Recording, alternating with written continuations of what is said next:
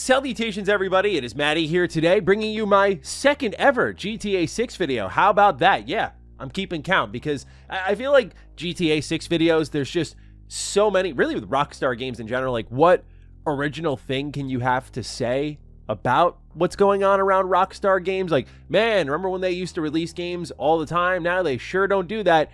And the wait between Red Dead Redemption 2 and GTA 6 just got even bigger. But the angle I wanted to take with this video was, of course, we'll talk a bit about GTA 6, but also what this sort of sets the stage for between now and May 2026, provided that release date holds for Rockstar, because they do have a history of double delays. So a lot of people have already mentally set in that it's going to be like October, November of 2026, and that May 2026 is actually not going to be the release window. Anyway, I think GTA 6's delay has just a seismic impact on the industry, and many developers releasing their games in this holiday period are breathing a sigh of relief, no doubt about it. So we're just going to break it down, talk a bit about what's going on with GTA 6 and the industry as a whole. If you're new here and you're into what's going on in gaming, consider subscribing. Let's start off with the delay letter from Rockstar Games. Got a little funny story about this because I read this when I was half asleep the first time. So it says, Grand Theft Auto 6 is now set to release on May 26, 2026.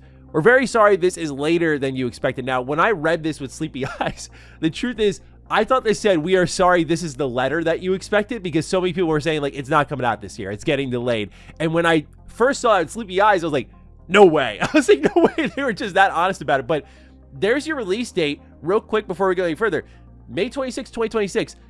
Just kind of out there. I thought there'd be a trailer or something to accompany it by, but nada. It continues saying the interest and excitement surrounding a new Grand Theft Auto has been truly humbling for our entire team. We want to thank you for your support and your patience as we work to finish the game. With every game we have released, the goal has always been to try and exceed your expectations, and Grand Theft Auto 6 is no exception. We hope you understand that we need the extra time to deliver at a level of quality you expect and deserve, and we look forward to sharing more information with you soon. Sincerely, Rockstar Games.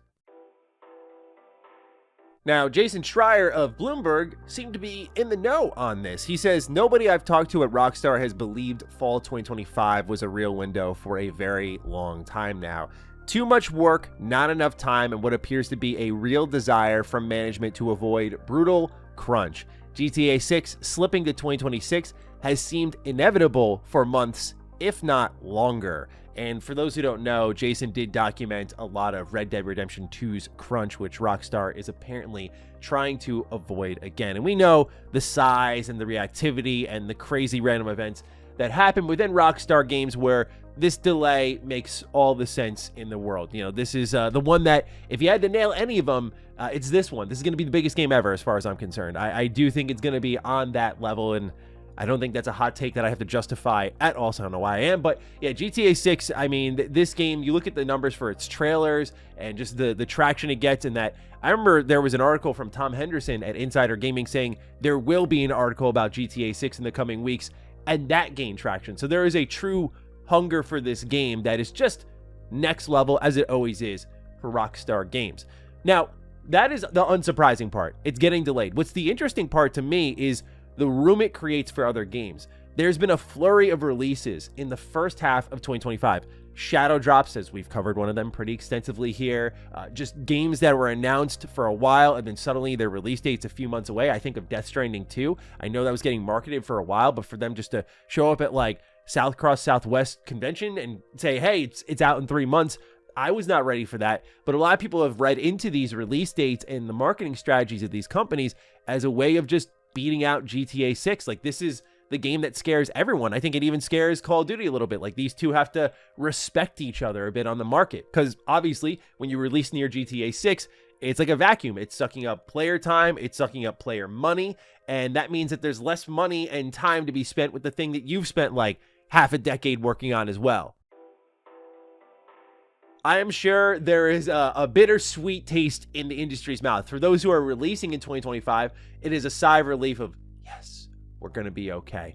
Then the people who thought they were safe in 2026 now see that date and go, man, what the hell is going on? So again, I feel like this is going to be the dance that continues on into 2026, where people were trying to avoid, it seemed like, GTA 6 or confirming their release date until they knew what GTA 6 was doing. But now that'll be the case again next year, because Rockstar has been so cagey with Grand Theft Auto 6 for a while now. That was why there were suspicions of a delay, because it's like they've been quiet since that initial trailer for so long. And if it's apparently releasing this holiday period, I mean, they could just be like, hey, it's coming out tomorrow, and it would sell extremely well. But obviously Take-Two wants to make their money. But anyway, leading into May of 2026, I feel like the one publisher that comes to mind that will probably have to be the most careful is Xbox, because I do think they have a lot that's in the can for 2026. I think of State of Decay 3. I think of Clockwork Revolution, Fable. I think of so many of these games, Gears E-Day. Like, there are so many games coming from Xbox in 2026 that I feel they are the one that comes to mind immediately for me of like signal alarms right now. Like, we got to make sure our release dates are right, because I felt like, 2025 has been a good year for Xbox in the terms of releases and the amount of them. Looked like they were going to do like a little Call of Duty and Outer Worlds 2 and maybe some other stuff that gets announced at the summer showcase this year for the holiday period. But that 2026 was really where they were going to swing hard with a lot of like Titanic AAA releases. And then you see this show up in 2026. So I feel like Xbox might be a little bit nervous about where their other games land. But the speculation ran so rampant that Borderlands 4, which just had a state of play that I do want to talk about in a separate video, maybe even tomorrow's video, because I, as someone who has just fallen out of Borderlands completely, really liked what Gearbox was saying and showing. I'll get into that separately. But one of the big talking points about Borderlands 4 was it moving its release date up a couple of weeks. This is something that usually builds confidence, but given that Take-Two is publishing Borderlands 4, a lot of people read into that and went like, yo, this has to mean Grand Theft Auto is like early October. And Randy Pitchford stepped down on Twitter and said, Borderlands 4 shipping early is 100% the result of confidence in the game and development trajectory, backed by actual tasks and bug find/fix rates. Our decision is literally 0% about any other product's actual or theoretical launch date. And hey, look, I'll take my L, because on Defining Duke, I literally said he's full of shit. This is definitely going to be a game that is moving because of GTA 6, because Rockstar has the opportunity to do like Borderlands 4 and then NBA 2K and GTA 6 Mafia in August, apparently. Like, they have month-to-month content that's going to make them a lot of money. So I felt like moving Borderlands 4 up until the middle of September made sense. But Randy was indeed telling the truth here. Whoa! How about that?